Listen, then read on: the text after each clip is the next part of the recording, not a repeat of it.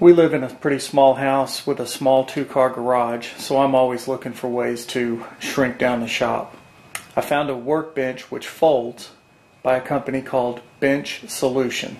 I think their website is benchsolution.com. You can Google that and find it. But the appealing part of this bench is that it collapses up against the wall in about 3 seconds. So that's what I'll do now.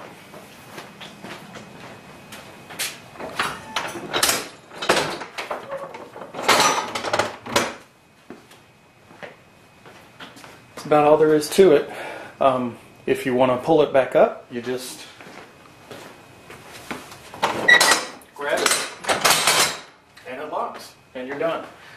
I took some 3/4 inch particle board and screwed it to the top so I would have a work surface that I could drill into. I bought one sheet of particle board from Lowe's that was 48 inches wide. They cut it down the middle and it works perfect.